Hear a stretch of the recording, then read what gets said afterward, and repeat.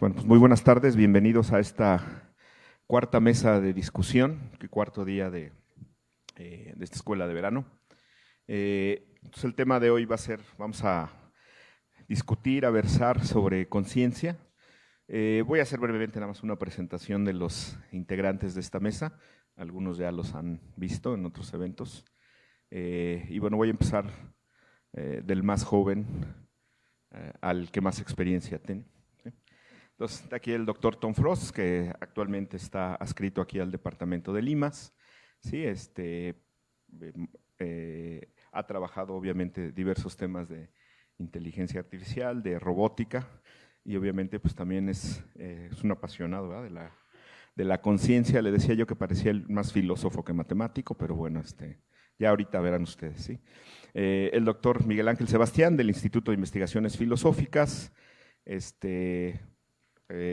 ¿Cuánto tienes de acá, Sebastián? 2012 dijiste que llegaste a un postdoc, y bueno, también desde los inicios, más o menos coincidieron y llegaron igual a esta universidad, ambos.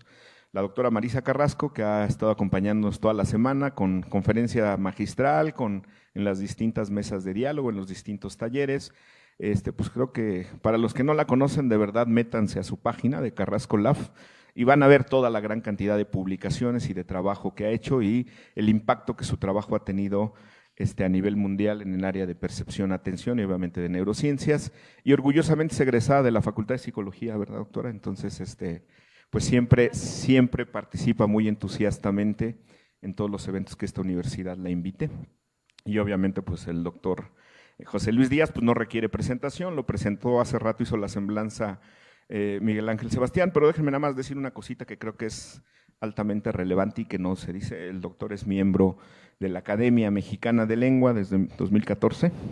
Entonces, más allá de ser un científico, yo creo que es un divulgador, pero es un excelente escritor. Entonces, siempre son altamente disfrutables todos los escritos, ya sea libros o artículos de divulgación, ¿sí? Entonces, sin más preámbulo, les platico un poquito cómo va a ser la dinámica de la mesa. Les di una hojita a los participantes, pero es algo que discutimos Miguel Ángel y yo, y ya algunas preguntas que a mí se me ocurrieron y otras que a él se le ocurrieron, y ya probabilísticamente decidimos cuál se quedaba. Es decir, yo eché un volado y dije cuál se queda, ¿no? Entonces, la idea es hacer 3 preguntas. Las 2 primeras, un poquito para abordarlas más ampliamente, que cada participante tenga unos 4 minutos para responderla. Luego, de esas 3 preguntas, la última, pueden elegir entre 2 preguntas y también responderla en un poco menos de tiempo, y ya al final hacemos una ronda de cierre, más o menos 3 minutos cada quien. Todo esto en aras de no dispersarnos, que es muy probable en este tema, ¿verdad?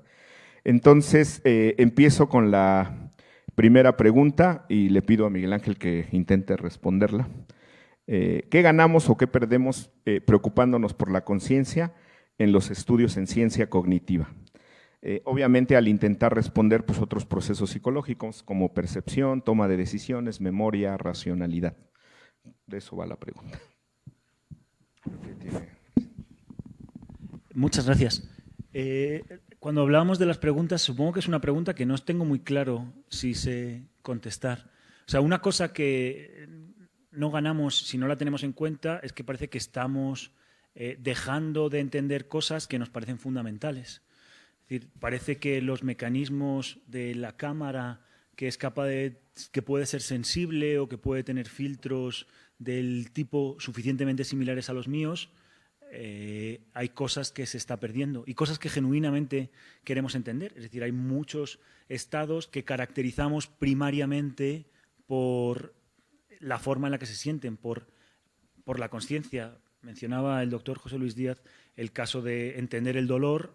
Mi caso favorito es el del orgasmo, no el del dolor, porque lo hace todavía más patente. Es decir, cuando yo quiero entender ese tipo de cosas, es algo fundamental para entenderlo, no solamente todo el tipo de reacciones que pueda tener, las cosas que me lleven a repetir un acto o a tratarlo, la conductancia que pueda tener a nivel de piel, etcétera, etcétera, sino que es algo que quiero entender, qué es lo que hace falta para que haya ese tipo de estados. Entonces ese es un aspecto que nos perdemos. Además, muchas veces lo estamos asumiendo cuando queremos entender, por ejemplo, cómo funciona el control, si el sujeto considera que está o no bajo control, parte desde su experiencia subjetiva y utiliza esas entradas para tomar cierto tipo de decisiones o no, si las podemos utilizar meramente. Mira, tengo esta señalita es la que está correlacionando, la que está utilizando el sujeto y puede ser. Entonces, no queda claro cuál pueda ser su funcionalidad, pero desde luego es un aspecto que no necesitamos tener ahí. Además, porque tiene consideraciones de corte moral, por ejemplo. Es decir, si razones por las cuales creemos que no puedo patear a un perro es porque siente dolor. O sea, a lo mejor no, pero desde luego nuestras intuiciones van muy distintas con respecto a lo que hacemos con un perro que con lo que hacemos con un árbol, por ejemplo. Y están ligadas a cuestiones de esta índole, pero no tenemos un criterio para decir estas cuestiones, entonces me parece un tema que es relevante. Perdemos algo si no lo hacemos. Tom, ¿quieres? Sí, gracias. Yo creo que es una pregunta muy buena. ¿Te lo pegas más? Sí, es una pregunta muy buena, particularmente hoy en día, en donde en mi mente veo como un gap más y más grande entre lo intelectual, la ciencia, la investigación, la academia y el público en general. Y la cosa es que si entras a, no sé, un grado en psicología y piensas que vas a entender algo sobre ti mismo, ¿no? Cómo te sientes, por qué te sientes mal, bueno, qué son tus experiencias muy íntimas y cómo se funciona todo eso. Y luego ves que dicen, "No, eso no es ciencia, solamente estamos hablando sobre comportamiento y eso es todo y no podemos decir nada al respecto de la conciencia". Yo creo que se desilusionan muy rápido los alumnos. Y aún más, si vemos el público más en general, no solamente aquí en los alumnos, pero ¿no? Los artistas como Bob Dylan dicen, "How does it feel?". Y si no podemos responder nada a estas preguntas como científicos investigando en la mente, yo creo que falta algo y contribuye a esta tendencia hoy en día que no hay confianza en los expertos, ¿no? Porque estamos demasiado lejos de las preocupaciones de la gente en común. Gracias, Tom. Doctora. Acabo de ver la pregunta hace 3 minutos, así es que no lo he pensado mucho en este momento, pero le comentaba a Germán que creo que en la psicología cognitiva ha habido cierto temor de hablar de conciencia por la falta de definición clara. Si ustedes recuerdan, cuando resurgen ciertos temas en la psicología, por ejemplo, la percepción, la atención, la memoria, toma de decisiones, etcétera, con la, entre comillas, revolución cognitiva en los 60, como reacción a estas cajas negras de las que hablábamos el otro día, la gente quería demostrar que tenía una aproximación más científica, se usó mucho la analogía de la computación en ese momento, etcétera, etcétera. Y ha habido cierto miedo a usar la palabra conciencia. Pero si uno piensa detalladamente, cuando uno habla de la atención endógena, estás hablando de aspectos conscientes. Cuando uno habla de memoria explícita, a diferencia de la memoria implícita, se está haciendo una diferencia que de alguna forma tiene que ver con aspectos relacionados a la conciencia. Cuando se habla de procesos cognitivos de diferente tipo, ayer los mencionaba Arturo, tipo 1, tipo 2, puede estar uno de acuerdo o desacuerdo, pero uno es más flexible, el otro es más automático, etcétera, etcétera. De alguna forma se está aludiendo a cosas conscientes. Yo en lo particular me siento más cómodo, Miguel Ángel lo sabe, me ha oído decir esto en otros forums y pelear entre comillas con Ned Block. Me siento más cómoda hablando de awareness que de conciencia de alguna forma. José Luis, tú decías que es darse cuenta, sentir, sí, notar, detectar. Tomé una foto de lo que decías, porque tenemos algunos estudios en donde hemos encontrado unas diferencias muy claras entre lo que llamamos perceptual awareness, o sea, que los participantes son capaces de dar una respuesta explícita que es muy correcta en unos casos, y en otros casos donde eso se quiebra, cuando ya no puede dar el participante una respuesta perceptual que va más allá de prima de cero, es decir, si uno usa detección de señales, De cualquier forma, podemos ver el procesamiento de información que está guiando la acción, es decir, movimientos oculares.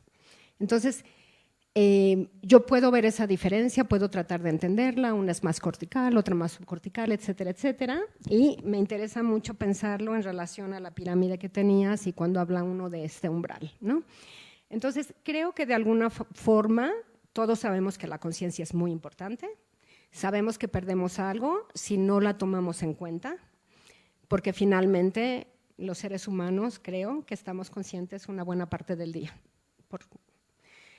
Pero nos da un poco de miedo hablar de ella porque no tenemos una definición muy clara. Entonces, si yo puedo, cuando hablo de perceptual awareness, por ejemplo, dar una forma en que voy a operacionalizar el concepto, me siento más cómoda con eso.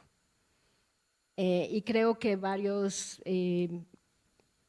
investigadores de percepción y de cognición tenemos esa preocupación de saber, bueno, si estoy usando el término, ¿qué quiero decir con él? Y cómo lo puedo operacionalizar si lo estoy usando.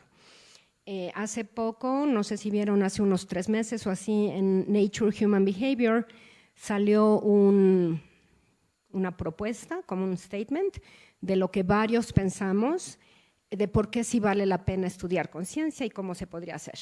Fue algo que empezó Hakuan Lau con otros profesores, pero acabamos firmándolo muchísima gente, ¿no? Porque creemos que es importante y tenía también una agenda un poquito política. Los institutos de el National Science Foundation y el National Institute of Health no saben a dónde meter la gente que quiere estudiar conciencia, y entonces la gente sentía que no está pudiendo hacer ciertos estudios y dijimos, bueno, vale la pena decir que sí se puede estudiar y cómo se podría estudiar. Y eso es un reconocimiento explícito de que creemos que es muy importante y que se pierde algo. Por otro lado, creemos que es muy, muy importante poderlo definir. Me gustó mucho al menos las diferentes acepciones de las que hablabas, porque al menos puede decir uno, bueno, mis estudios quizá quieren que se refieren a A, pero no a B, ¿no? Y ahí podemos ir avanzando, creo, el estudio científico de la conciencia. Hablarla como un tema global, sin ser bien definido, creo que no nos ayuda mucho. Gracias, doctor. Doctor Luis. Bueno, también yo acabo de ver la pregunta, pero ya con lo que han dicho los demás creo que tengo algunas ideas. ¿Qué ganamos y qué perdemos? ¿Qué ganamos y qué perdemos? Bueno, ganamos y perdemos en todos los casos. ¿Esta está mejor? Sí. Decía yo que la pregunta está formulada en qué ganamos y qué perdemos, preocupándonos por la conciencia. Bueno, de preocuparse no estoy seguro que sea muy bueno, hay que ocuparse de ella. Y ocuparse de ella implica usar alguna variable que pueda ser atribuida a la conciencia del sujeto experimental. O sea, en ciencia, más que preocuparse, creo que es cosa de ocuparse de ella. Pero se gana y se pierde. Hablando del dolor, ¿no? Muchos de los grandes expertos mundiales en dolor no se ocupan de la conciencia. Tienen un sistema conductual para medirla, ¿no? Que puede ser, hay muchas pruebas, ¿no? La parrilla caliente, ¿no? Cuando el animal o el humano están ahí con la parrilla, se va aumentando la temperatura y cuando quitan la mano. Y esa es el umbral de la conciencia, ¿no? La conciencia del dolor. Es muy interesante, pero la variable no está presente ahí. Hay una variable conductual que atribuimos a la conciencia, pero puede ser que el sujeto sea estoico y haya aguantado la plancha mucho más que otro, de otra cultura o de otra acepción y demás, y no podemos estar midiendo lo que realmente siente. Entonces, cuando uno se ocupa de la conciencia, mete una variable difícil en los diseños experimentales y muchos investigadores del dolor prefieren no meterla y ganan en el sentido de que son muy precisos en sus mediciones y pueden sacar más papers y demás, ¿no? Y eso es una ventaja. Pero pierden el elemento crucial del fenómeno. literalmente fenómeno en este caso, ¿no? Ahora, ¿cómo le hacemos para meter la variable en los estudios? Y ahí es ahí donde es muy problemático. La mejor forma que tenemos para meter la variable es los informes verbales. No hay forma de que sepamos de un animal qué tan consciente está o qué tan qué tanto siente cualquier diseño experimental que hagamos con respuestas conductuales. No lo sabemos. El ser humano tampoco, incluso en la prueba de la plancha, ¿no? Entonces tenemos que preguntarle. O sea, nuestro índice de conciencia sigue siendo el más antiguo de todos. ¿Cómo te sientes? ¿No? Por eso la palabra sensación y la palabra sientes.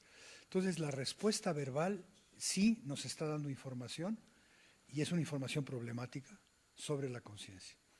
Ganamos, y eso no me da tiempo ahorita de meterme en eso, tratamos en nuestro laboratorio de hacer un análisis relativamente sofisticado de los informes verbales en primera persona. De hecho, Adrián está aquí, un alumno que hizo doctoral respecto a la heterofenomenología de Dennett, que lo llevó a Husserl y demás, ¿no?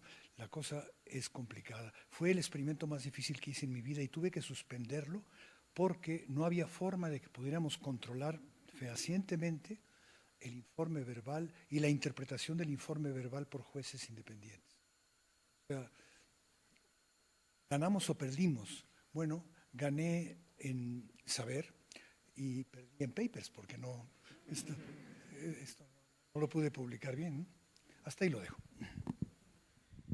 Bueno, la segunda pregunta, no sé, me suena un poco reiterativa dadas las respuestas que ahorita dieron, pero bueno, la podrán abordar a lo mejor desde otra perspectiva. Dice, y creo que es más que una pregunta, creo que ya es un acuerdo. Dice, bajo su perspectiva, ¿se tienen en cuenta en los estudios actuales en ciencia cognitiva la conciencia? Bueno, pues creo que sus respuestas nos dicen que sí. Si este es un hecho, entonces, ¿de qué forma se tiene en cuenta la conciencia en estos estudios de ciencia cognitiva? Empezamos igual. Yo creo que cada vez más la gente es sensible a esa cuestión que estamos estudiando. Es decir, Marisa pedía una operalización de esa propiedad, ofrecía una, y a mí me parece que hay razones por las cuales pensar que eso que estamos operacionalizando no está claro que correlacione con el fenómeno que queremos estudiar. Entonces hay un punto primero para dejar claro qué es lo que queremos estudiar, qué es lo que estamos estudiando mediante esa operacionalización y parar y decir, bueno, pues vamos a pensar qué es. O sea, yo creo que hay formas en las que se pueden estudiar y de hecho los estudios contribuyen a estudiar el fenómeno que en cuestión, sin que muchas veces tengamos una perfecta operacionalización del término. Por ejemplo, en un estudio que aparecía aquí mencionado en la charla de Marisa, mostraba cómo la atención, se ríe porque siempre, no sé, mostraba cómo la atención modifica el tipo de experiencia que tenemos, modifica la consciencia. Ella estaba utilizando el reporte explícito, pero por muchas razones que añade además, tenemos buenas razones para creer que no era meramente el reporte lo que estaba modificando y buenas razones para pensar que lo que se estaba modificando era la experiencia, aun cuando lo pudiéramos disociar. Es decir, es una cuestión complicada, pero me parece injusto decir que para poder estudiarlo necesitamos poder operacionalizarlo, necesitamos excluir cuestiones, ver otras facultades cognitivas con las que necesariamente van o típicamente van, como pueda ser, por ejemplo, el reporte, pero y si hay experiencias sobre las que no puedo reportar, o por lo menos no puedo reportar en toda circunstancia, ¿cómo las rastreo? Pues son preguntas complicadas, o sea, complicadas, no estoy hablando de metafísica ni cuestiones así, sino simplemente que haciendo ese tipo de cosas y dándonos cuenta o entendiendo, teniendo un acuerdo de qué es de lo que estamos hablando, es decir, que no podamos operacionalizarlo no significa que no sepamos de qué genuinamente estamos hablando. Hay gente que rehúsa, no estoy hablando de Marisa ahora mismo, pero rehúsa genuinamente hablar del término o utilizarlo diciendo, no, eso no, y no puede ser. Esa es un poco la queja, es decir, que no podamos operacionalizarlo hoy no significa que no avancemos al ver cómo se coordina con otras facultades cognitivas y aprendamos, y en algún momento a lo mejor tenemos otras operacionalizaciones que nos dicen cosas acerca de, y en algún momento a lo mejor modelos teóricos, doy un modelo teórico de eso, operacionalizo ese modelo teórico y testeo ese modelo teórico, por ejemplo. Esas son cuestiones que puedo hacer. Sí, en el orden cambia, la doctora quiere contestar. A ver. Okay. No digo que no pueda uno estudiarlo, te digo cómo es la aproximación que a mí se me hace, de acuerdo a lo que yo estudio, que no es conciencia per se, la forma de aproximarlo. Pero nada más para dar una analogía, por mucho tiempo también se dejó de hablar de atención.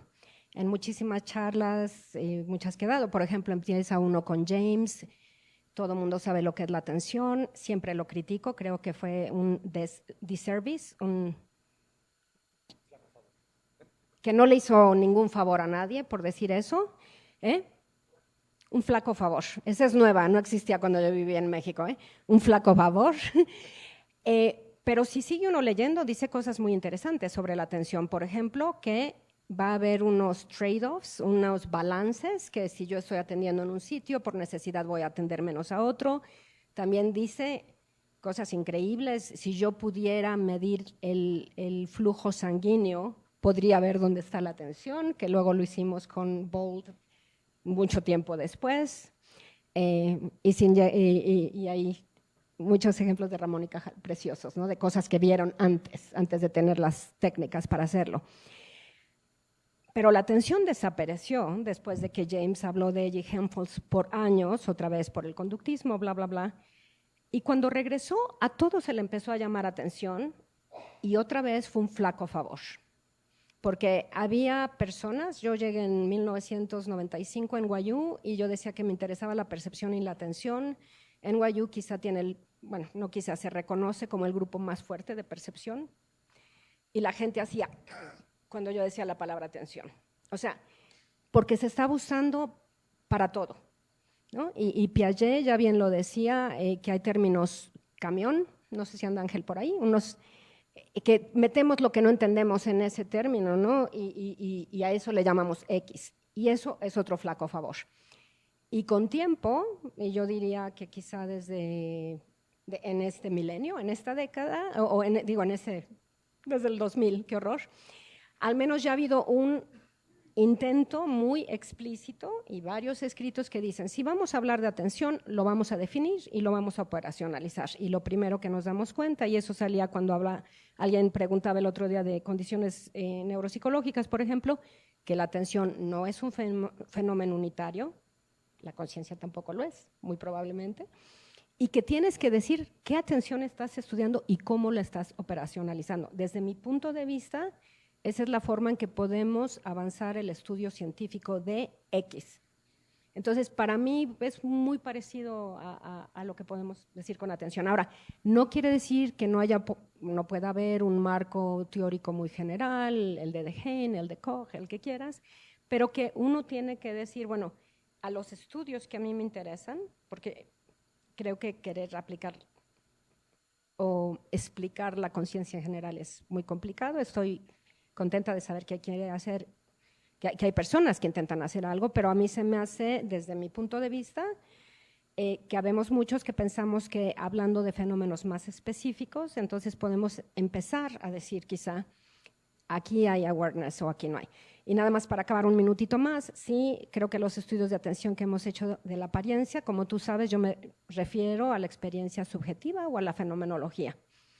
Eso lo entiendo más, y al mismo tiempo reconozco que es que nos da un poco de miedo abordar ese problema tan grande de la conciencia con C mayúscula. Yo no tengo ningún problema hablando de cómo difiere la impresión subjetiva de algo más y si mi percepción y acción están asociadas o disociadas. Pero creo que son pequeños pasos yendo más de algo más concreto hacia algo más general.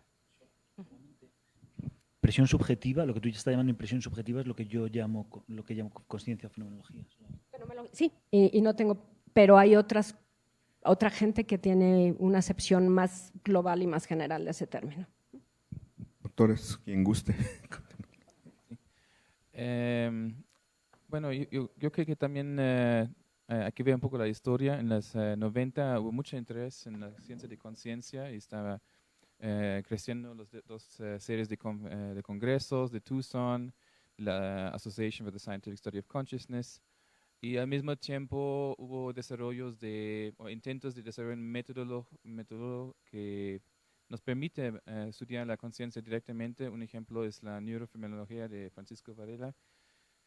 Y hubo unos estudios muy interesantes y con mucho impacto en estos años, pero en mi mente como desapareció un poco este movimiento y hay que preguntarnos qué pasó con este intento de realmente preguntar en detalle a los sujetos sobre su experiencia y relacionarlo con su actividad cerebral. Un problema ya mencionó profesor Díaz, que es muy complicado trabajar con reportes subjetivos verbales, toma mucho tiempo, hay mucha interpretación, entonces es muy ambiguo de una manera. Entonces, este campo se volvió un poco más especial en términos de la neurociencia contemplativa, en donde los sujetos ya tienen como mucho entrenamiento de reflexionar sobre su experiencia, y eso es un campo bastante bien definido hoy en día. Y yo creo que entonces la neurofenomenología se volvió en algo un poco más especial, que es en lugar de pedir a sujetos normales describir su experiencia, vamos a trabajar directamente con personas que toda su vida están meditando y no hablando sobre su experiencia. Pero yo creo que pedimos un poco si nos reducimos a estos sujetos. Entonces, me gustaría que nos damos cuenta que si cuando hacemos experimentos psicológicos de percepción o de cualquier tipo y hablamos sobre la impresión subjetiva, sí podemos hacer un tipo de personalización. Dice, ok, cuando presionen el botón, eso significa que vieron el estímulo, algo así, ¿no? Pero ¿cómo sabemos que esta reacción realmente es un indicador de su experiencia? Como vimos con los monos en la charla de profesor Romo, quizás podemos dar una explicación completa de, ¿no?, la activación de los sensores en la piel, hacia el cerebro y la respuesta motora. Y no decimos nada sobre la experiencia.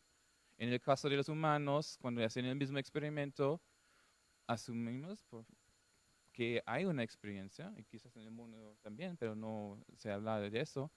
Pero ¿cómo sabemos? Lo sabemos porque uno se intenta su experimento antes de pedir a los alumnos hacer el experimento para ver que funciona bien, y se da uno cuenta, sí, veo el estímulo y presiono el botón. Entonces, de primera persona, sabemos que hay conciencia al mismo tiempo y que está correlacionado con el comportamiento. O si no lo hacemos así, yo creo que esa es la mejor manera, preguntamos a los sujetos, ¿no? Y dice, cuando tú tienes esa experiencia de ver un estímulo, por favor presione el botón. Entonces estamos en un registro de lenguaje, aunque cuando publicamos el artículo quizás no vamos a hacer explícito esta premisa que todos somos sujetos conscientes y que podemos hablar sobre nuestra experiencia, y luego que estamos analizando son solamente los tiempos de respuesta a un estímulo en el escritorio, y dejamos a un lado este aspecto que estamos de acuerdo que hay también esta parte subjetiva. Entonces quizás solamente para volver otra vez poner conciencia más explícita en la ciencia, un primer paso sería ser más explícito sobre este papel de conciencia en los estudios. Doctor Díaz. Estaba pensando, ¿cuál es el bueno? ¿Es este o este? Este. La psicofísica nació con Fechner y nació con una variable fenomenológica. Fechner le preguntaba a los sujetos ¿cuándo sienten, de nuevo, cuándo sienten la diferencia entre la temperatura de una plancha o de cualquier cosa? ¿Cuándo sienten la diferencia, va aumentando la temperatura, con la que sentían antes? Y el sujeto dice ahora, y entonces toma la lectura de cuál es la temperatura, y hace y obtiene una relación logarítmica. La conciencia ha sido medida de una manera bastante estricta por la psicofísica desde Fechner. Y lo que haces tú es psicofísica sofisticadísima, pero psicofísica. La variable está claramente puesta ahí. Esa forma de trabajar con la conciencia es indiscutible y es puntual. La ventaja que tiene es que se concentra en una variable que es posible literalmente medir. El sujeto lo dice cuando siente la diferencia y eso es lo que tomo en cuenta, o el mono hace una respuesta diferente y se infiere que está sintiendo otra cosa, como lo hace Ranulfo. La pregunta fuerte aquí es, y qué bueno que lo mencionaste, porque Varela intentó atacar el problema gordo. El problema gordo es la neurofenomenología, o sea, cómo el problema gordo, a Chalmers o lo que sea, es cómo hacemos compatible la primera persona con la tercera persona. La ciencia es tercera persona en general y esta ciencia que se trata de establecer con la conciencia es primera persona. Y en general es un problema metodológico y epistemológico fundamental. Entonces Varela agarró el toro por los cuernos y dijo, bueno, podemos hacer neurofenomenología, es decir, hacer primera persona junto con tercera persona en el mismo diseño experimental. La pregunta es si se está haciendo o no se está haciendo. Yo creo que más o menos, o regular. La neurofenomenología ideal, y esto es neurociencia ficción, o neurocognición ficción, es, ok, tenemos a lo mejor a un meditador experto que tiene una capacidad de introspección de medalla de oro olímpica de esa olimpiada. Observa su cerebro, imágenes de su propio cerebro, objetivamente en una pantalla. Está haciendo una introspección y al mismo tiempo está tratando de hacer correlaciones entre lo que siente subjetivamente y lo que ve de su cerebro objetivamente. Está haciendo primera y tercera persona al mismo tiempo. Ese es el experimento neurofenomenológico y Francisco se va a estar dando vueltas en su tumba en este momento, pero sería para mí el experimento neurofenomenológico ideal. La pregunta es, ¿se podrá hacer? Yo lo intenté una vez y no salió nada. Doctora, ¿quieres hacer una réplica? Quería nada más comentar algo en relación a lo que dijo Tom. Es verdad que en los 90s hubo este movimiento un poco de la conciencia, el Congreso de Tucson.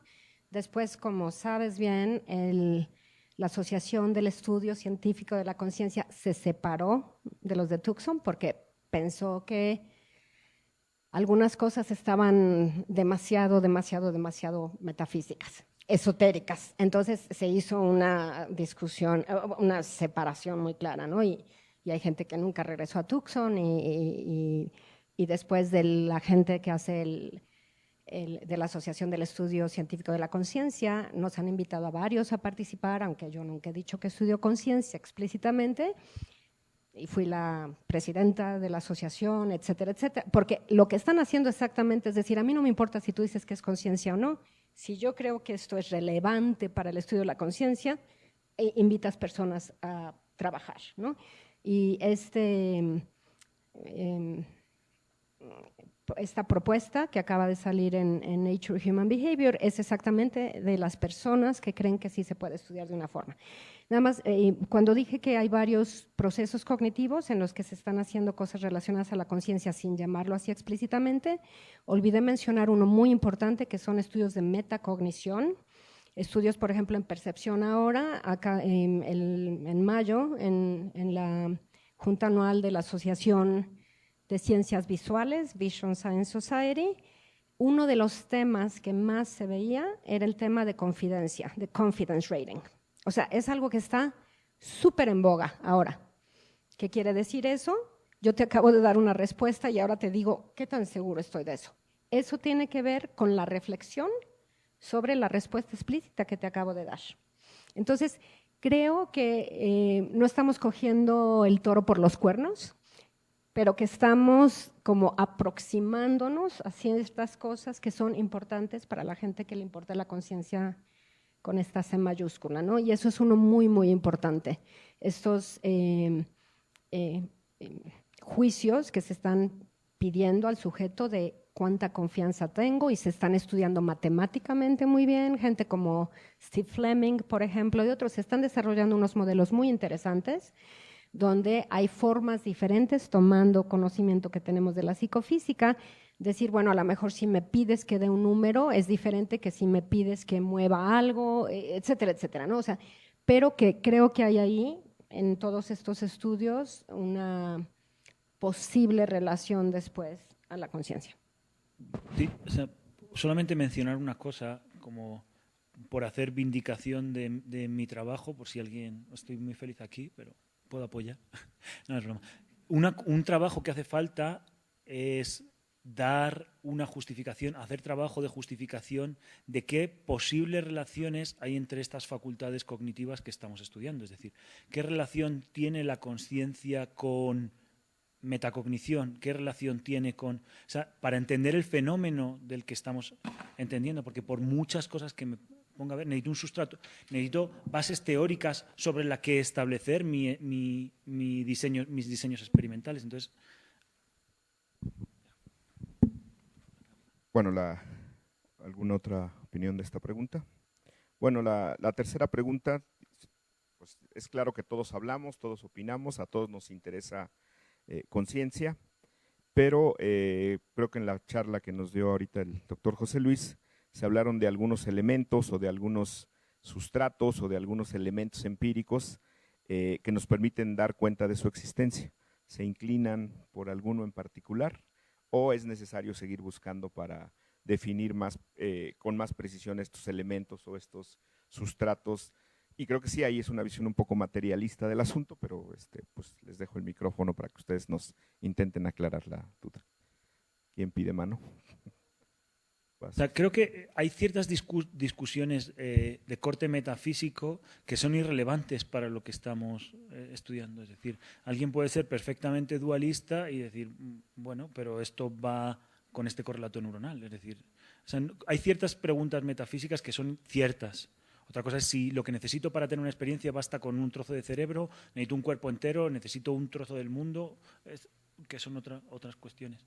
Entonces, yo creo que a la hora de mirar sobre cuál es ese sustrato, cuál es ese correlato neuronal, depende de cuestiones como qué relación hay entre la consciencia, impresiones subjetivas. Consciencia la voy a utilizar exclusivamente para referirme a esas impresiones subjetivas tan sencillas como que quieran tomarlas, para no pensar en lo que es toda mi experiencia consciente y simplemente suponer, a lo mejor de forma injustificada, que se agregan de forma lineal y mi experiencia puede ser analizada por esos cuantos de experiencia. Entonces, eso va a depender de qué relación tenga con cosas como el reporte, la metacognición. Entonces, hay preguntas, o sea, una pregunta que, por ejemplo, me fascina a mí es, si te quito el reporte y hay razones sugerentes para decir que puedes tener experiencia aun cuando no puedas decírmelo, bueno, ¿cómo tomo el criterio para decidir qué tipo de actividad neuronal es la que es suficiente? O sea, no quiero decir que cualquiera lo es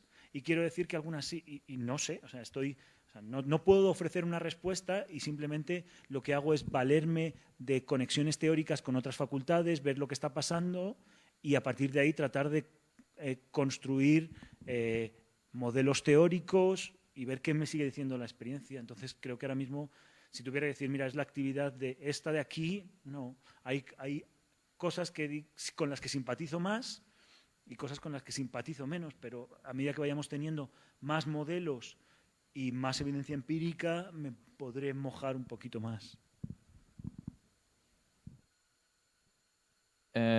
Yo quería abordar esta pregunta en tres perspectivas. Yo creo que su existencia se puede encontrar en principio en la primera perspectiva. Okay. Esto es de Descartes. I think therefore I am. Maybe it's better I experience, therefore I am. Entonces, allá viene lo que yo creo la primera evidencia. Y luego la pregunta es, ¿qué más podemos hacer con esta evidencia? Yo creo que una perspectiva que faltó todavía en esta discusión es la segunda perspectiva, la interacción entre humanos.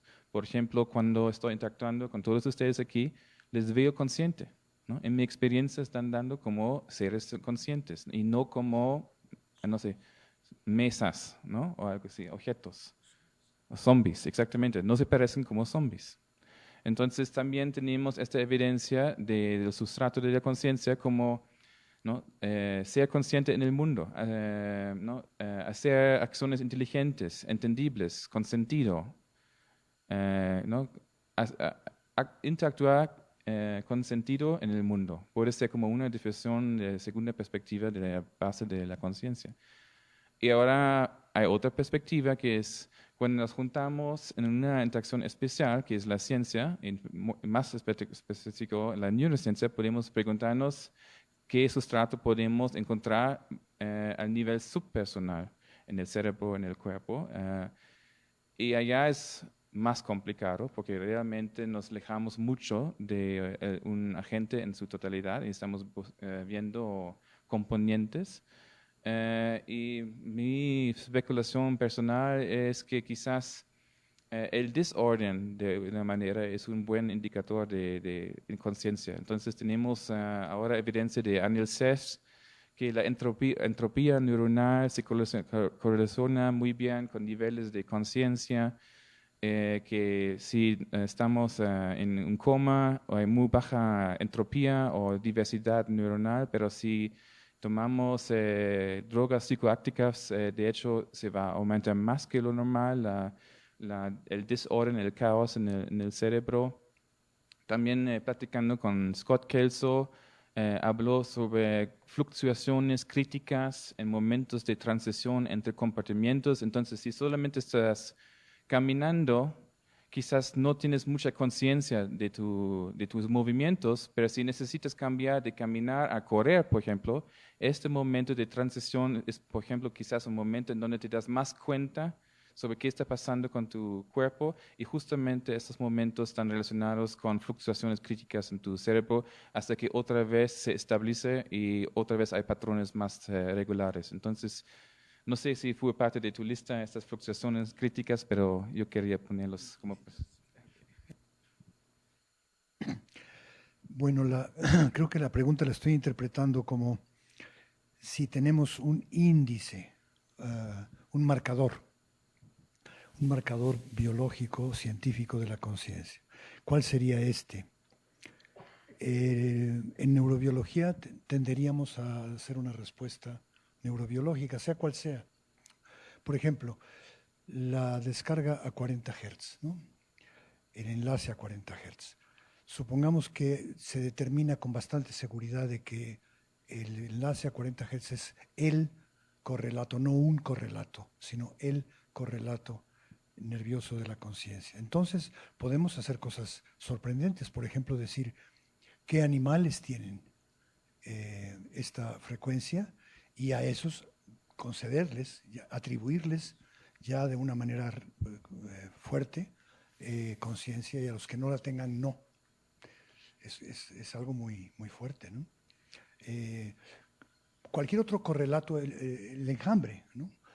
Si me preguntan a mí, bueno, estoy dispuesto a meter la mano en el fuego por el enjambre y decir que todos aquellos bichos que tengan enjambre cerebral tienen conciencia o no. Yo diría sí, pero ¿y el pulpo? El pulpo está difícil, ¿no? A lo mejor tiene un enjambre a medias, ¿no? O repartido en 9, 8, en sus 9 ganglios, ¿no? O sea, me ponen en problemas, ¿no? Cualquier índice cerebral creo yo que es problemático por el momento.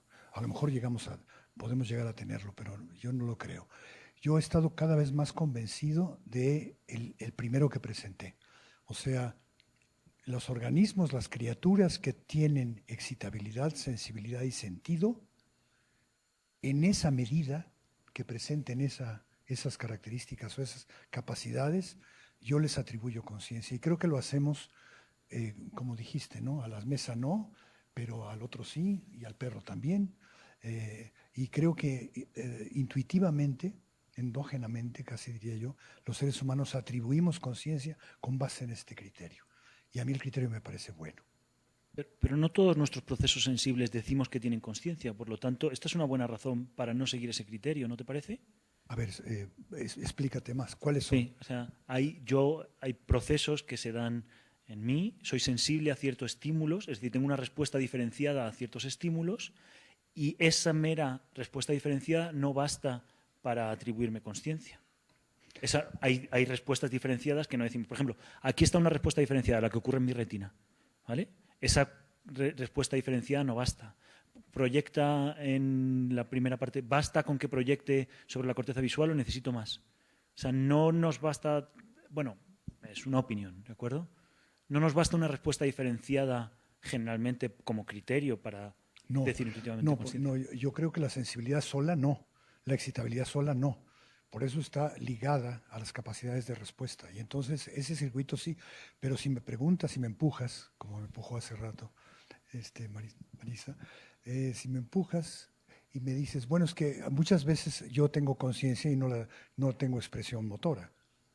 Efectivamente, ¿no? La contemplación, ¿no? La meditación. El sujeto puede tener un mundo extático en la mente fenomenológica y no tiene ningún comportamiento, pero puede tenerlo y le va a modificar el comportamiento a largo plazo y puede referirse a él en su momento. Es ahí donde siento yo que sí se cierra el circuito, no momento a momento, no en tiempo presente. Yo quería comentar nada más algunos puntos que he estado pensando ahora en función a las cosas que dijiste desde la charla. José Luis, hablaste de los estados neuropsicológicos, de lo importante que son ellos, ¿no? Tenemos un proyecto donde trabajamos con personas con ceguera cortical y me ha impresionado mucho, y esto es para problematizar un poco el reporte, que ellos te dicen que el mundo está gris, ¿no? Y nosotros hacemos todo tipo de experimentos, sabemos exactamente en dónde está el escotoma, tenemos su resonancia magnética, tenemos sus campos de Humphreys, tenemos toda la información. Y hay momentos en que te dicen el mundo está gris y yo no veo. Y en el momento en que yo le presento unos estímulos tan tontos como los de Gabor y veo cuál es su sensibilidad al contraste, la tienen como yo, o mejor. No tiene que ver con su respuesta, con su impresión sensorial. Entonces eso son nada más así como puntitos para problematizar, ¿no? la respuesta. Hemos hecho, de hecho, rehabilitación por entrenamiento psicofísico, se le presentan muchas veces los estímulos donde sí está el campo ciego totalmente, y hemos visto, y esto lo empezó Crystal Hoxlin ya hace 10 años, que pueden recuperar la información, y ahora estamos recuperando más con la ayuda de atención, etcétera, etcétera. Pero el reporte subjetivo de ellos tarda mucho en cambiar, mucho más que lo que sus dedos nos dicen que están viendo o no, que correlaciona con la realidad. Ese es un punto. El otro punto que es interesante, cuando mencionabas, Tom, los cambios de caminar a correr, por ejemplo, creo que es un ejemplo muy bonito. A mí me vienen siempre a la mente el ejemplo contrario, que es, yo solía jugar mucho tenis. En el momento en que pensaba lo que estaba haciendo, era un fracaso rotundo. No soy pianista, pero si yo le pido a un pianista que piense lo que está haciendo, te puedo sacar totalmente de ritmo, ¿no? Entonces, hay otra parte que es muy interesante, creo, porque no dirías que soy un zombie jugando tenis o alguien es un pianista zombie, y sin embargo, si estás muy, entre comillas, consciente de lo que estás haciendo, puedes interferir con ese comportamiento que tenemos, que es bastante sofisticado. Entonces, ese es otro punto que a mí me hace pensar mucho y problematizar nuestras definiciones. Y el último que quería dar era relacionado, creo, al punto que tocaban José Luis y a veces le digo Miguel Ángel, a veces Sebas, no sé cómo te conocen en México. Sebas. Que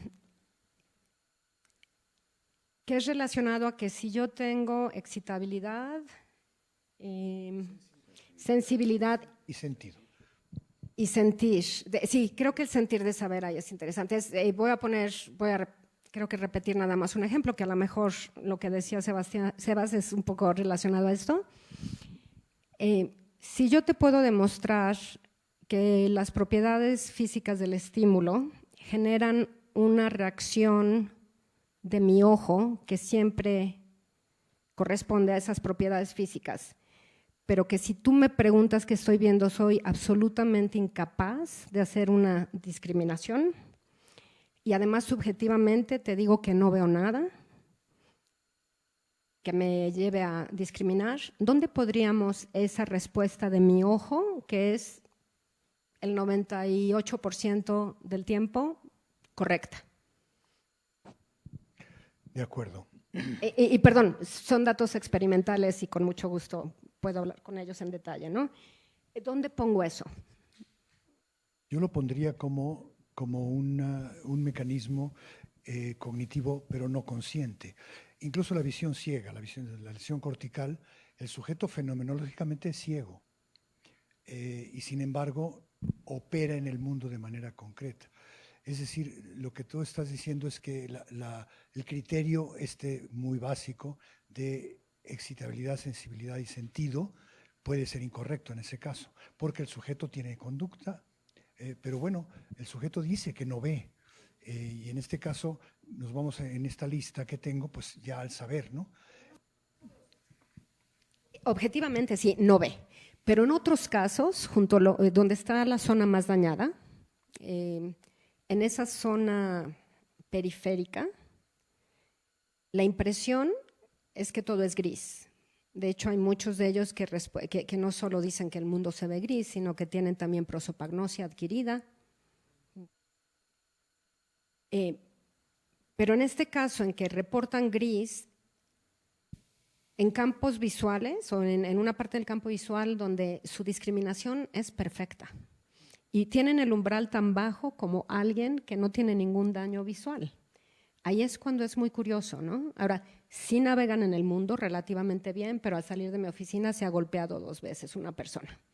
Tuvimos que poner marcar muy claramente hasta dónde llega el librero. Entonces, sí, hay una parte que sigue siendo subjetiva, que ni siquiera es en el área dañada, pero que no corresponde en lo absoluto al rendimiento perceptual que tienen, que es perfecto. Solamente para problematizar la cuestión que mencionaba. O sea, el problema es si el reporte puede no seguir perfectamente la impresión subjetiva o la consciencia, ¿cuál es el criterio? O sea, en el caso de visión ciega, en filosofía ha habido un debate reciente de decir, mira, la evidencia empírica que has usado para mostrarme que eso es una percepción inconsciente, de hecho hay buenas razones para pensar que no muestra eso. O sea, esto no significa ni que simplemente problematizar el caso. Y lo mismo ocurre, por ejemplo, con los casos que estaba señalando Marisa. ¿Qué ocurre cuando mi ojo lanza una sacada? Yo niego que haya visto ese estímulo, pero desde luego hay información, permíteme que lo use de forma liberal, que mi cerebro está teniendo acerca de ese estímulo, pero ¿es consciente o no es consciente? ¿Basta eso para decidir que ahí hay una impresión subjetiva? Y este es el problema que tenemos. Estoy diciendo que es problemático, no estoy desanimando a la gente, ni mucho menos al revés, por favor. Interésense por esto y simplemente entiendan por qué es desafiante e interesante. ¿Puedo decir un detalle? Claro. Me pregunto ahora que estoy elaborando sobre el tema de la autoconciencia, si no es el quid de la cuestión. Yo creo que sí. Sí. O sea, y me está costando mucho trabajo este asunto. Yo no creo que vaya a poder resolverlo, pero no voy a dejar de trabajar en ello. O sea, ¿en qué momento si hay un umbral entre estar conciencia básica, sentir, conciencia proposicional de simbolizar y autoconciencia, ¿no? ¿Esto quiere decir que la autoconciencia se presenta nada más en lo más desarrollado como la punta de las propiedades conscientes? Yo creo que no. Y volviendo a leer a los clásicos, ¿no? y Stepanenko tiene este estudio muy interesante. A lo mejor realmente la conciencia implica una autoconciencia implícita para poder existir. Y eso está complicado. Y hay niveles, ¿no? Pero a lo mejor lo que estamos hablando en el caso de visión ciega y otros más es no en el percatarse básico, en el sentir básico, sino en la meta reflexión sobre el asunto. El sujeto no está consciente en el sentido de conciencia reflexiva, pero sí está consciente en un sentido básico de estímulo-respuesta. Entonces a lo mejor la autoconciencia es el problema. Yo creo que sí, pero si la noción de consciencia es problemática, la noción de autoconsciencia y la forma en la que se trata, ahí yo lloro. O sea, O sea, quiero decir, Ahí o sea, yo. no, al revés. O sea, creo que es, o sea, yo apuesto por esa vía. O sea, de hecho, yo en lo que estoy trabajando es, pero hay que tener mucho cuidado de ver qué es lo que se quiere decir. De hecho, hay teorías en filosofía dentro de todas las ramas que tratan de explotar esto. En la tradición fenomenológica son cuestiones como lo que se ha llamado autoconsciencia prereflexiva. Dentro de la analítica, algo en ese espíritu, están teorías de orden superior o teorías del mismo orden. Hay gente que lo ha vinculado a la metacognición, razones para ver que tengan que ver, o por ejemplo cuando Crick y Koch empiezan a pensar en estas cuestiones, lo que están buscando es un fenómeno, la idea kantiana, empiezan a estudiar el fenómeno de binding y es por lo que llegan dicen, pues mira, pues la unidad de la consciencia tiene que ser algo así como binding, y entonces pues dicen, vale, o sea, obviamente no, pero creo que hay nociones en esa vecindad precisamente porque cuando hablamos de impresión subjetiva, ¿vale? Estamos metiendo, ¿qué quiere decir es que una impresión sea subjetiva? Y a lo mejor hay formas de entenderlo, de entender la subjetividad que tienen que ver con la autoconsciencia, pero yendo muy despacito y viendo qué es lo que quiere decir eso de una autoconsciencia mínima, si puede haberla o no, si se pierde o no se pierde, con qué otras facultades. O sea, por lo menos es una vía de exploración que yo creo que puede ser muy interesante, pero con notable cuidado porque ahí sí que... Bueno, ya para cerrar y para no irnos con cierto desánimo, un poquito la idea de esto último es más bien hacer una serie de recomendaciones de cómo le hacemos para seguir estudiando conciencia, pero más allá de un mero interés conceptual, un poquito como el ejercicio de ayer, pues hay que tiene alguna aplicabilidad el estudio de la conciencia más allá de nuestros laboratorios, más allá de nuestros intereses conceptuales particulares. No sé, un poquito ya han dicho algunas cosas que yo creo que están relacionadas con esto.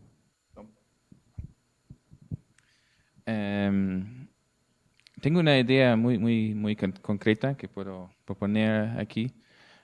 Y tiene que ver con un fenómeno que va un poco al contrario de los fenómenos que hemos mencionado, en donde el sistema funciona bien o se comporta normal, pero no hay reporte de conciencia. Y este es el fenómeno de overflow, en donde tenemos la impresión de, por ejemplo, vemos todos los detalles aquí en el auditorio, y luego cuando hacemos pruebas, si realmente vimos todo, parece que no, faltan muchos detalles. Hay un experimento muy famoso de Sperling donde tenemos caracteres en 3x3, como una matriz de caracteres. Se presenta muy rápido en la pantalla y luego le preguntas al sujeto, ¿qué viste? Y dice, sí, vi todas las letras. Pues cuéntame, ¿cuáles son las letras? Y dice, pues no sé. Normalmente podemos acordarnos como 3, ¿no? Aunque tuvimos la impresión de ver a todos. Entonces, ¿qué está pasando aquí? ¿No? ¿Fue una experiencia de ilusión o es un problema de memoria? Y hay un método que salió de la neurofamiología que todavía está desarrollando mucho en Francia, pero también en otras partes, que se llama la entrevista de explicitación. Y uno de los principios de esta entrevista es, por primer paso, enseñar a los sujetos a diferenciar entre sus juicios y pensamientos y opiniones y creencias y descripciones de su experiencia. Entonces, si dicen, I think that, ya no estás hablando sobre experiencia, pero sobre tú qué estás pensando. ¿No? Yo creo que, ya no. Necesitas decir, estoy viendo rojo, estoy experimentando dolor. En ese momento ya estás en contacto directo con la experiencia. Es un tipo de distinción que están haciendo. Bueno, ellos dicen que con esta entrevista pueden volver a momentos en el pasado y a través de preguntas muy específicas, pero abiertas para no poner el contenido de la experiencia, y los sujetos se pueden acordar a más que normal. Entonces, mi propuesta es, porque hay otras opiniones al respecto que quizás solamente es una construcción y no sabemos si realmente fue la experiencia, aplicamos a esta entrevista al experimento de Sperling para ver si después de hacer la entrevista las personas pueden decir más letras que los 3 normales. Y si son las letras correctas con lo que vieron o tuvieron la impresión de ver. Entonces es como un método objetivo de comprobar si esta entrevista realmente está agregando experiencias verdaderas o no. Quería hacer un comentario con… esta es la tesis doctoral de George Sperling de 1960, donde introdujo la memoria icónica. Y hay 2 experimentos. En el primero es que si tú haces el reporte global, solo puedes reportar 3 o 4 letras de las 12 que había ahí. El segundo, que es el más interesante, es que él está usando el reporte parcial. Entonces, y esto vino, de hecho lo tomó prestado de otras ciencias.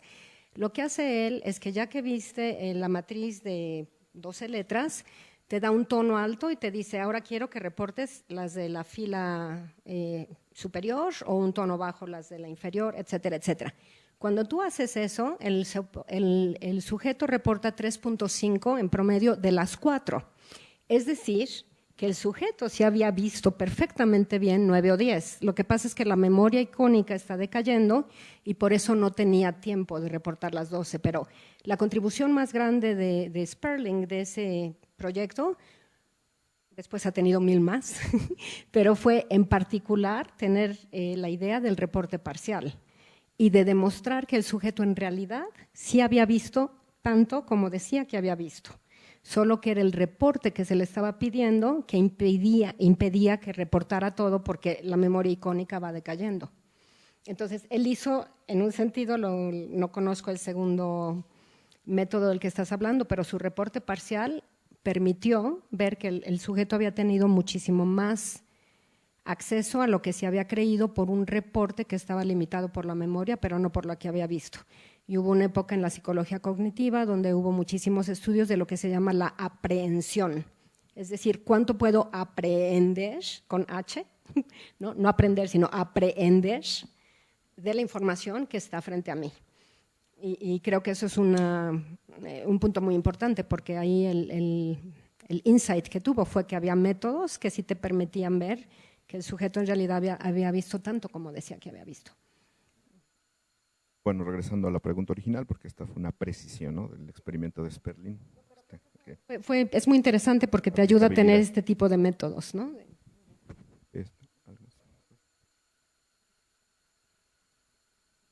Bueno, creo que la metodología está en marcha.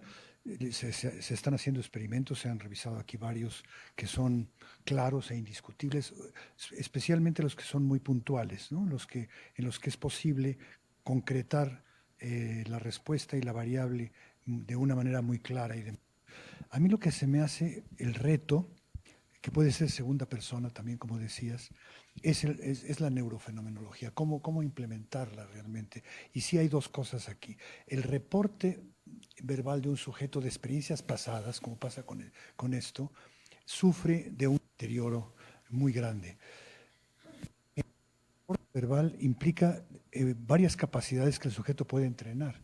Y esto de entrenar sujetos no es nada nuevo. Yo creo que habría que explorar un poco la posibilidad de tener, no sé cómo llamarles, informantes fenomenológicos expertos. O sea, realmente gente que vaya depurando su capacidad de expresión en tiempo presente de lo que ocurre en su mente.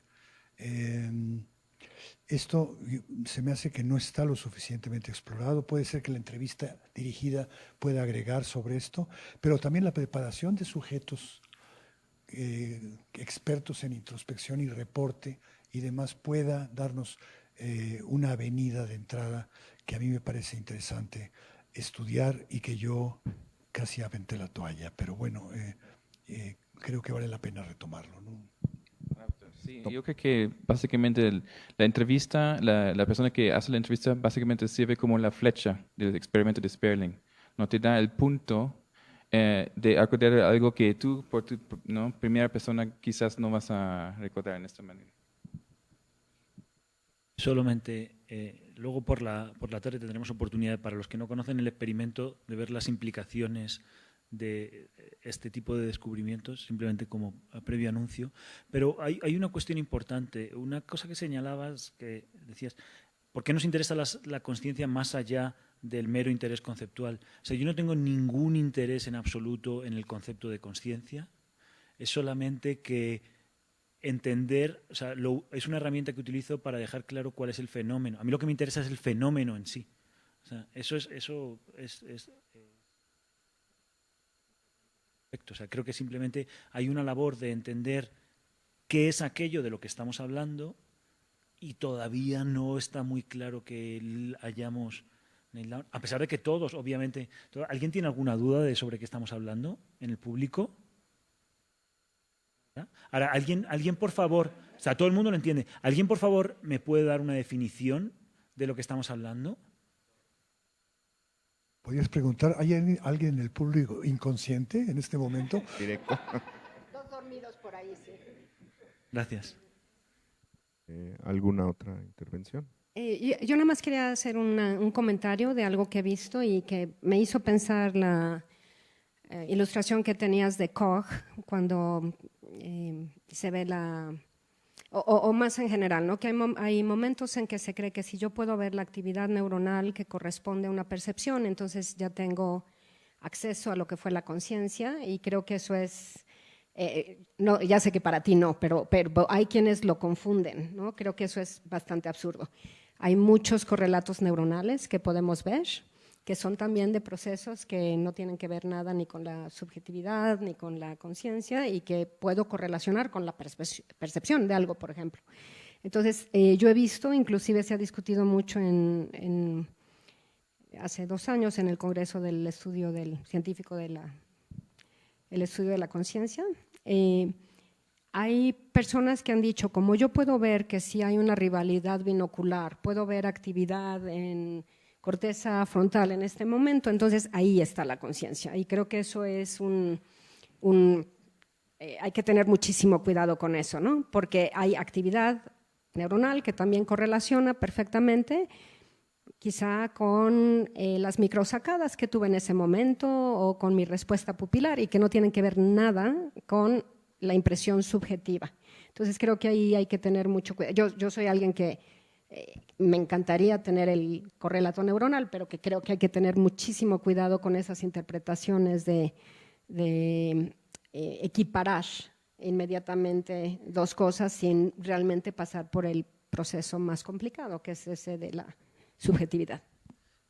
Ahí, A ver, antes de que haga las réplicas, me voy a bajar nada más por si hay preguntas y comentarios y en lo que tú estás diciendo. No era réplica, pero pienso que no voy, que lo añado a las transparencias y comento sobre estos casos. Lo del experimento de Frost. Entonces pasamos a la parte de preguntas o comentarios. Y adelante. Sí, gracias. La pregunta es si está, bueno, más bien como rescatar el papel de la tecnología en esta parte de las ciencias cognitivas. En el libro de Varela de Conocer habla de ciencias y tecnologías de la cognición. Entonces él estaba como muy consciente de que la tecnología era como un amplificador, ¿no? Que nos va a permitir precisamente conocer más sobre el cerebro, ¿no? Entonces, ustedes, bueno, los que hacen laboratorio, los que han estado en el laboratorio, consideran que es muy importante la parte de la tecnología, y si en este sentido las ciencias cognitivas están también como esperando tal vez avances tecnológicos que les permitan hacer experimentos en donde puedan adquirir mayor complejidad sobre el cerebro. Esa sería como mi pregunta sobre la tecnología. Gracias. Sí, desde luego, pero no tiene que ver necesariamente con la conciencia. O sea, si yo respondo a tu pregunta en cuanto a teoría cognitiva, desde luego. Por ejemplo, ahora con animales se están haciendo unos estudios preciosos simplemente porque puede haber arreglos de electrodos que en lugar de estar haciendo registro de una neurona, se están haciendo registros de muchas neuronas, y se pueden hacer registros paralelos. Por ejemplo, hay un registro en área, no me digan, en frontal eye fields. Sí, pero en frontal eye fields. el área frontal ocular y en B4, por ejemplo. Y puedes ver simultáneamente qué está pasando y de hecho puedes ver que muchas veces hay respuesta antes en el área frontal ocular que en B4, en casos de atención, por ejemplo. Entonces, la tecnología está avanzando muchísimo. Puedes ahora, con resonancia magnética, hay un par de estudios reportados en donde se pueden distinguir las láminas de la corteza visual. ¿Sí se dice láminas? Las layers, las capas de la corteza visual. Esto es muy reciente y puedes ver, de hecho, que hay actividad, por ejemplo, en las capas superficiales o en las capas profundas o en la capa 4 y eso te indica si un proceso es pienso en inglés, de feed forward o de feedback, me lo entienden todos. Eso no se podía hacer hasta el año pasado, literalmente hablando. Entonces, por ejemplo, si tienes resonancia magnética con 7 Tesla, se pueden hacer cosas más nuevas. También hay que tener mucho cuidado porque también aumentas el ruido del sistema. Pero no cabe duda que la tecnología nos ayuda. Por otro lado, creo que es muy importante siempre tener la pregunta experimental muy clara y no dejarse llevar nada más por la tecnología. Pero sí, no hay lugar, en mi punto de vista, desde luego la tecnología nos ayuda mucho, ¿no? Por ejemplo, la magnetoencefalografía te puede dar resolución de milisegundo a milisegundo. Entonces, cuando uno dice, es que yo veo en la actividad B1, lo que le preguntaba ayer a Ranulfo Romo, le decía que en estudios de humanos, en B1 se puede ver actividad durante el retraso, es decir, que corresponde a memoria a corto plazo. Totalmente de acuerdo, con resonancia magnética tú no puedes ver si fue feed forward o feedback, pero ahora con magnetoencefalografía sí lo puedes ver. Ahora una tiene más resolución espacial, otra tiene más resolución temporal, entonces hay que tener experimentos creativos y ser cuidadoso y tratar de integrar esa información, pero no hay duda desde mi punto de vista. Rápido, también hay muchas tecnologías que están entrando en el mercado comercial, como empática, que mira tu actividad del sistema nervioso autónoma. Eso va a crecer. Tienes como chalecos o algo así que miran toda la activación de tu fisiología. Y más personas están comprando estas tecnologías para su deporte o para medir su bienestar y sus fluctuaciones emocionales. Y estos bases de datos están creciendo rapidísimo y hay un reto de analizarlo, pero es algo muy nuevo y va a cambiar, yo creo que cómo estamos estudiando estas cosas. Hasta que, por ejemplo, un colega en Francia creó un startup con biofeedback, quizás haciendo neurofeminología ideal, no sé, que básicamente personas que se sienten tristes o no, a alto nivel, vienen allá, tienen una capa de EEG y ven sus señales del cerebro y hacen pruebas y interacciones y se ven cómo las señales se cambian. Y es muy popular y también están haciendo análisis en tiempo real de las fluctuaciones en el cerebro, están creando una base de datos de miles y miles de personas y pueden correlacionar su actividad con los reportes que están dando sobre su bienestar. Entonces, eso es algo que pasa afuera de la ciencia, pero yo creo que hay que relacionar con eso también. Estuvimos involucrados en algunos estudios sobre la neurología de la música, viendo qué diferencias hay entre la música considerada agradable y desagradable por los sujetos y demás, ¿no? Y esto lo hacíamos, y ahí viene el defecto, la idea es bonita, pero el defecto está en que tenemos a los sujetos metidos en un resonador, totalmente inmóviles, con la cabeza fija, con 2 audífonos, oyendo el ruido del resonador y al mismo tiempo oyendo a Bach. Y suponemos además que lo que nos importa es la reacción emocional a Bach, ¿no? Y bueno, pues son estudios muy sofisticados, caros y demás, pero que son bastante defectuosos. Pero resulta que el Grupo Mundial, pues que encabeza estos estudios de neurofisiología de la música, es el de Montreal, dirigido por Satorre y compañía, y tienen ahora ya una tecnología que permite hacer estudios mucho más normales en salas de concierto y pueden registrar 100 cabezas al mismo tiempo. La gente entra con un gorrito y están registrando el promedio de electroencefalograma de 100 sujetos en paralelo con la música. He visto los registros, son maravillosos, ¿no? Está el registro de 100 sujetos y el registro de la música, el sonograma de la música, y haciendo correlaciones que pueden ser por milisegundos. Pero eso es avance tecnológico, ¿no? Y es muy sabroso. Y nada más un comentario más relacionado a lo que dijo Tom. También está el Big Data Science, que ahora no está fuera de la ciencia, está dentro de la ciencia, pero donde se están analizando exactamente este tipo de datos que ahora se pueden tener exactamente por las tecnologías que hay. Y, ojo, es un campo de trabajo enorme también. Ahora estamos pasando por un problema, entre comillas, porque tenemos muchísimos estudiantes de doctorado de percepción, cognición, neurociencias, que se están yendo a estas compañías. Yo creo que no es un problema, porque me da gusto que estemos formando gente buena. Facebook los contrata como pan caliente, Google, pero como pan caliente. Yo personalmente prefiero que mis estudiantes sigan con la investigación básica, que vayan a academia y tal, pero no todos están hechos para esto. Y es impresionante a tal grado que hemos tenido juntas de la facultad de decir, vamos a poner una internship, ay, es que suena horrible el internado, pero bueno, como un tiempo que los estudiantes que quieran puedan irse un verano, una estancia de investigación con estas compañías para que ellos vieran si eso es lo que prefieren o no. Pero como pan caliente los están contratando y con salarios mucho más altos de los de profesores.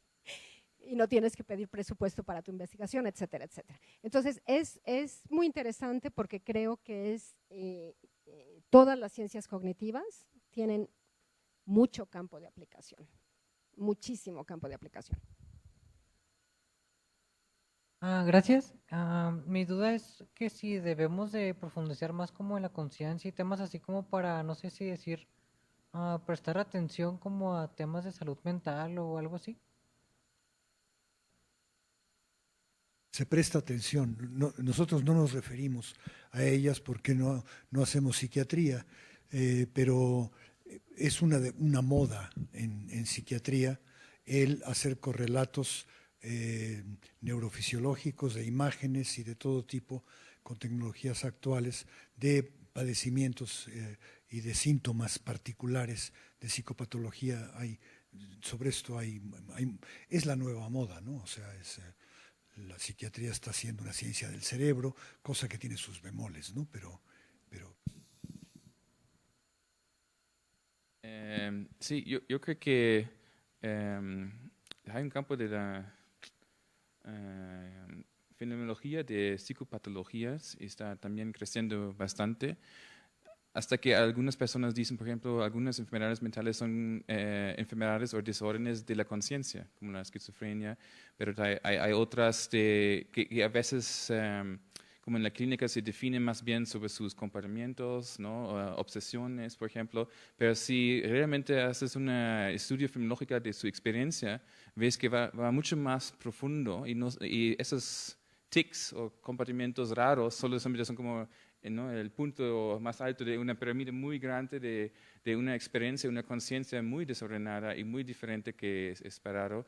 Entonces, eso solamente está empezando poco a poco a ver que cuando preguntamos a esos sujetos qué está pasando en su conciencia, vemos un mundo completamente diferente. Entonces, es muy interesante en este momento.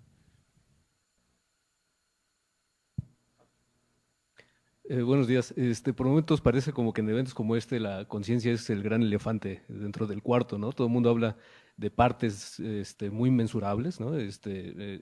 Activaciones neuronales, redes y demás, y pareciera como que con eso estamos haciendo limitaciones de las fronteras de perspectivas conscientes, pero no hablando directamente de la conciencia. Y cuando hacemos un panel entonces en torno a la conciencia, todo el mundo estamos de acuerdo en que es una cosa muy compleja, ¿no?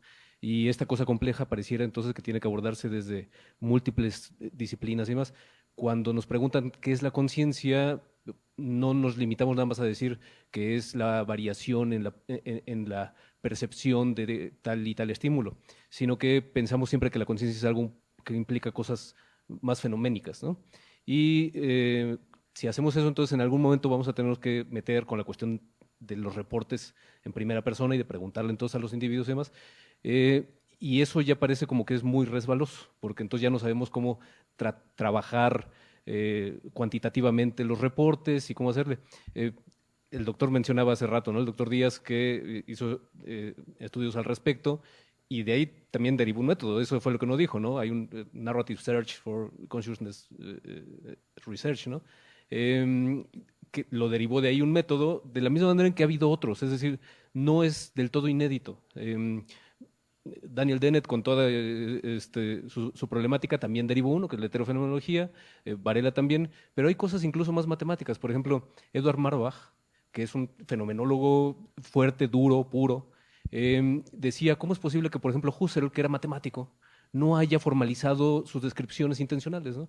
Y entonces él se dedica a llevar a cabo esa formalización. Y hoy en día hay una formalización todavía muy imperfecta, lógica, cuantificada, para que los sujetos puedan describir en términos formales la experiencia perceptual, únicamente, ¿no? Porque los demás tipos de reportes son más problemáticos. Entonces, ahí hay una vía para experimentar y para que después de ahí se puedan derivar experimentos. O lo que hace, por ejemplo, Gallagher, ¿no? Con los reportes de los astronautas que han visto la Tierra, ¿no? Desde el espacio exterior, para intentar hacer una descripción cuantitativa y cualitativa del sentimiento de asombro y de éxtasis. Eso puede ser estudiado en forma hermenéutica, tal cual así le dice Gallagher, por medio del estudio de las bitácoras de viaje. Y luego podemos poner a sujetos a reproducir la experiencia con experiencias en realidad virtual, ¿no? Entonces, pareciera que eso ya acerca un poco más. La pregunta en todo caso es, en términos protocolarios, en términos de protocolo, ¿cómo podemos hacer para que este diálogo no se quede nada más, como decía Sebastián algún día, en una discusión de palabras, ¿no? Parece que cuando platicamos con un colega distinto, un filósofo con un neurocientífico, por ejemplo, la frase más común es que ¿qué estás entendiendo por? ¿No?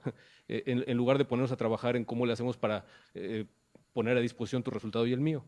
¿Cómo le podemos hacer para disminuir esa brecha? Es una brecha ya no ontológica, sino metodológica, ¿no? La primera cosa que tendremos que hacer es ponernos de acuerdo en que hablamos de la misma cosa, ¿no? O sea, sin eso no vamos a... O sea, si no, muchos de los problemas que tenemos es porque estamos hablando de cosas distintas. O sea, no podemos poner tu estudio y el mío de acuerdo a menos que tengamos claro de qué están hablando. O sea, ese es el primer paso. O sea, y una vez que tengamos eso, decir, bueno, pues yo me refiero a esto, yo me refiero a esto, yo estoy estudiando este fenómeno. Ahí ya, entonces, podemos pasar a ver, tus palabras y las mías, ya me estoy entendiendo qué es lo que estás haciendo aquí, ya entiendo qué es lo que tú estás haciendo aquí. Solamente un comentario, o sea, yo veo muy difícil estudiar la consciencia dejando completamente de lado al sujeto y el reporte del sujeto. O sea, eso complica las cosas. Al fin y al cabo, por definición, es algo subjetivo. Eso no significa que no tenga métodos para abstraer de los problemas que pueda tener el reporte o que me digas qué te parece. Pero tengo que ser capaz de aislar qué es lo que genuinamente lo que tú me estás contando está rastreando. Porque el contenido, cuando yo tengo un juicio, ese juicio es acerca de mi experiencia, pero la experiencia puede ser distinta del juicio. Si son dos mecanismos distintos, por ejemplo. O sea, puede fallar, puede haber desajustes. Todas estas cosas tengo que entenderlas. Entonces, o sea, simplemente que no es cuestión de decir, vamos a olvidarnos de qué es lo que estamos hablando y las discusiones de qué quieres decir tú y qué quiero decir yo y vamos a ver los resultados, porque entonces no avanzamos. O sea, por eso es importante. Un comentario sobre el reporte verbal. Si se acuerdan, Wundt, ¿no? Donde nació la psicología experimental, cuando se separó de la filosofía, fue porque hubo un momento en que llegaron a la conclusión que la introspección no era suficiente. Ergo la psicofísica también, ¿no? Entonces, lo interesante de la psicofísica, y esto es un poco un comentario provocador, nada más para decir que a lo mejor no se necesita tanto entrenamiento, es que yo recuerdo cuando era laboratorista en psicología aquí, y creo que Germán era mi estudiante, porque era una generación después de la mía. No me acuerdo si fue en ese laboratorio, pero replicábamos un experimento de psicofísica de peso. o de tamaño. Y entonces después simplemente graficas el peso contra la sensación subjetiva, haces una power function, una función de Podesh, y resulta que lo publicado era una pendiente de 1.92 y en el laboratorio con gente no entrenada y con todo el ruido de la facultad nos salía 1.91. Y lo hice en muchos grupos, ¿no? Entonces, esa es una cosa nada más para provocar, porque lo bonito de la psicofísica también desde mi punto de vista es que nos permite llegar a ese nivel de codificación y de correlato entre lo físico y lo psicológico, que es bastante universal también, sin ningún entrenamiento. Y nosotros, de hecho, en todos los estudios que he publicado, no siempre lo decimos, pero tenemos sujetos expertos, la gente que lleva haciendo psicofísica mucho tiempo, y siempre contratamos gente que no ha hecho nada de psicofísica. Nunca he visto diferencia en los experimentos. Entonces, eso también, como un poco en respuesta hasta dónde puede llegar la introspección, por un lado, y por otro lado, tomar ventaja de estas funciones que tenemos. ¿No? El otro día, creo que fue durante la charla de Ranulfo Romo, que lo que estaba hablando era un Weber function precioso que estaban haciendo los monos, que está muy bien descrito en la psicofísica. Y bueno, tenemos todavía muchas manos alzadas, entonces les pedimos que sean lo más concretos posibles. Directamente ya en las aplicaciones que tenemos en el mundo, con la conciencia, a mí me viene la idea de los anestesiólogos, ¿no? Todo el mundo creo que, bueno, no todos, no sé, pero hemos tenido alguna operación, digamos, mayor, donde pues, un anestesiólogo se nos acerca, X o Y razón, y perdemos la conciencia de forma, pues, predeterminada, ¿no? Y hay una ciencia, ¿no? De hecho, para ser anestesiólogo se necesita, pues, mucha preparación. Hubo un escándalo hace poco porque uno de los expertos, y creo que es un editor de una revista especializada en anestesiología, que no tengo el nombre completo, pero el escándalo era porque había casos donde las operaciones, cuando se llevan, hay un problema de que a veces sucedía, como de película, donde por X razones, tal vez neurofenomenológicas o ontológicas del paciente, el paciente, pues, por anestesia sí perdía la conciencia somatosensorial, o sea, el dolor, pero no perdía la conciencia, ¿no? Y mientras los estaban abriendo y mientras los estaban operando y estaban cortando su piel y sus nervios, estaban conscientes de lo que sucedía, ¿no? Y hubo escándalos porque hubo gente que perdió el trabajo por eso, ¿no? O sea, los anestesiólogos tienen que ser muy cuidadosos, ¿no? En ese sentido, porque pues puede perder el trabajo, ¿no? Porque genera un trauma en la gente que vive eso, solo imagínense, ¿no? O tener una conciencia de cómo te están haciendo un bypass o lo que sea. Mi pregunta es que en este tipo de aplicaciones ya debe haber una metodología que evite riesgos, ¿no? O sea, que para evitar este tipo de cosas. Yo sé que es muy complejo y mi pregunta es, en este lado, es cómo evitar, cómo hacer metodologías, digamos, más factibles usando hechos y evidencias, hacer una neurofenomenología crítica, por ejemplo, para hacer que entender mejor estos mecanismos complejos, ¿no? De un cerebro siendo anestesiado. Eso yo creo que es un tema muy interesante, pero parte del problema depende de tener claro cuáles son los mecanismos, en qué casos está, en qué casos se pierde. Hace muchos años se pensaba que hace pocos años, perdón, en casos de coma no había conciencia. Hoy en día el trabajo de algunos autores como Stephen Lowry ha mostrado que hay razones para dudar eso y que hay cierta actividad y respuesta que nos hacen por lo menos pensar que algunos pacientes con coma, en estado de coma, tienen conciencia. Y esto tiene todas las implicaciones que no hace falta que derive explícitamente para ustedes. Entonces, estamos en ello. Bueno, la idea de la anestesia es interesante porque se dice que si se descubre el mecanismo de acción concreto de los anestésicos generales, se está incidiendo sobre el mecanismo neural de la conciencia, ¿no? Pero ahí es un problema también semántico, es importante saber eso. Si se apaga la formación reticular mesencefálica, el sujeto está inconsciente y está sin dolor y demás, pero eso no quiere decir que esté trabajando con la conciencia fenomenológica. Se está trabajando con el mecanismo de operativo de prender o apagar las funciones conscientes. Y eso es lo que hacen los anestésicos. Yo no creo que la dilucidación del mecanismo de acción de los anestésicos nos vaya a aclarar el problema de la conciencia. Eso es en términos de la… Lo que es curioso son estos fenómenos de que sujetos anestesiados reportan después haber sentido cosas durante la operación y demás, ¿no? No sabemos por qué se trata eso. Hay unos estudios que se han hecho que, de hecho, de alguna forma aíslan la mano del sujeto, y son estudios de Tononi y otros, donde se ve que realmente la gente no está sintiendo nada, pero si tú preguntas cosas al sujeto y dices que levante un dedo 2, sigue reportando. Y entonces ahora lo que se recomienda es que el anestesiólogo haga cierto tipo de preguntas, si se puede, para que esté seguro, porque la sensación que puede ser creada es espantosa, ¿no? Después de oír esas charlas, quiero pasar anestesia menos que antes.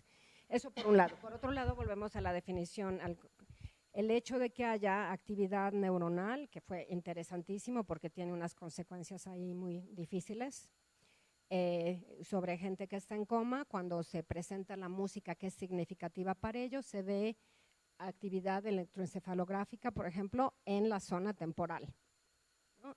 Es complicadísimo, no tenemos que entrar a eso. Ahora, ¿eso quiere decir que la persona es consciente? Es otra cosa, ¿no? Pero hay cosas muy, muy interesantes. Hay anestesias también que no quitan tanto el dolor, sino la memoria del dolor. Cuando hay niños muy pequeños, les da preocupación poner cierto nivel de anestesia. Mi hijo tuvo que tener un procedimiento y me dijeron, no se va a acordar de nada. Y dije, ¿cómo que no se va a acordar? O sea, ¿va a sentir el dolor o no? Y yo quiero estar ahí. Y el médico me dijo, salte porque va a gritar. Cuando yo le ponga este hueso donde debo de ir, se partió el brazo en 3 jugando soccer, fútbol, va a gritar. Pero no se va a acordar. Y en realidad gritó el pobre, no se acuerda de que gritó, pero ni siquiera quitaron toda la sensación. Fue bloquear la memoria. Sí. Buenas tardes. Bueno, creo que bueno, al menos algo que a mí me causa mucho ruido es la diferencia entre la conciencia y la autoconciencia, ¿no? Porque, por ejemplo, bueno, una pregunta que yo quería hacer es ¿cuánta autoconciencia es suficiente o se necesita para tener representaciones que solemos enlazar como muy con lo humano, como son la cultura, la política, la parte social? Sin embargo, se han visto en animales, ¿no? Por ejemplo, ahorita estaban pasando como la representación entre el tamaño del cerebro de un mamífero y su cuerpo. Pero, por ejemplo, en los insectos, pues tienen esta parte muy marcada social, ¿no? Las hormigas o las abejas, como hasta inclusive una parte política. Sin embargo, no estoy tan segura de que autoconsciente es una hormiga de su propia existencia. O, por ejemplo, representaciones culturales en las aves, que, bueno, vi un estudio hace poquito de biólogos que decían que habían hecho un estudio del canto de las aves y que habían llegado a la conclusión de que tenían etnias, ¿no? Que tenían una cultura. Entonces, bueno, quisiera saber su comentario sobre esto. ¿Cuál es la diferencia entre conciencia y autoconciencia y estas representaciones culturales? Bueno, estoy en eso. Sí se me hace que hay niveles de autoconciencia también. Debe haber una autoconciencia básica, a lo mejor implícita, por ejemplo, la conciencia corporal. Todo el tiempo tenemos información propioceptiva, interoceptiva y de tacto que está llegando al cerebro y que está contribuyendo a construir una representación del cuerpo que no necesariamente es consciente. Ahora, nos podemos hacer conscientes de ella, como en el ejercicio de sentir un pie, ¿no? En un momento dado. La información está llegando, está ahí, pero la podemos hacer conscientes. Y es una forma de autoconciencia corporal, el simple hecho de sentir una parte del cuerpo, ¿no? Entonces, yo creo que esta conciencia somática, corporal, la compartimos con los animales, que tienen propiocepción y tienen interocepción y demás, a diversos niveles, ¿no? Habría que ver. Lo que es interesante es que en el ser humano esa conciencia que compartimos con los animales de nuestro propio cuerpo puede tener niveles. A lo mejor esta teoría de ¿cómo le llamó? De autorrepresentación, ¿no? También tiene construcción, es decir, la imagen corporal misma, hay quien opina que hay 3 niveles de ella. Una es el homúnculo sensorial, el mapa somatotópico que está en la corteza parietal, es un nivel muy claro de representación corporal, pero no es suficiente. De ahí se hace una representación de la forma corporal ya con otros sentidos. Y finalmente una representación donde interviene la cultura y demás sobre las categorías que yo considero si mi cuerpo es atractivo o no lo es, o cómo quiero proyectarlo hacia los demás y demás. O sea, en todo esto hay graduaciones que van desde lo muy básico que compartimos con los seres vivos hasta lo muy cultural que compartimos nada más con la especie humana, ¿no? Entonces es problemático lo de la autoconciencia. Yo le entré alegremente y no sé si arrepentirme. Bueno, yo nada más poner un ejemplo, regresando a la pregunta que hiciste, que decía si se veía en hormigas o en algún otro organismo diferente a los humanos. Creo que hay unos experimentos altamente controlados, muy bellos, de Nicola Clayton y Anthony Dickinson, ¿no? Donde hablan querían investigar sobre memoria episódica, que aparentemente es una propiedad muy de humanos, pero lo que ven es estos experimentos donde ponen igual a los cuervos de Nueva Caledonia, escondiendo alimento para después recuperarlo en épocas de escasez. Se ve que tienen una alta tasa de recuperación, más del 90%, y uno diría, ¿eso es suficiente para tener autoconciencia? Y dice, no, pues no. Pero entonces lo que les ponen es un gorrón o alguien que les puede robar la comida cuando hay escasez. Y entonces lo que tiene que hacer en ese momento el cuervo es esconder la comida, engañar al otro cuervo que está ahí presente y él poder recuperarla un momento, meses después, ¿no? Cuando es invierno. Y lo hacen perfectamente, engañan al cuervo que está presente, al que les puede robar potencialmente la comida y pueden recuperar con una tasa alta. No sé si sea un ejemplo de autoconciencia, pero puede ser un ejemplo hasta de planificación a futuro, ¿no? Que es muy bello. No sé si alguien quiera comentar. A ver, creo que ya estamos sobre el tiempo, creo que ya está fuera la comida. Les propongo lo siguiente,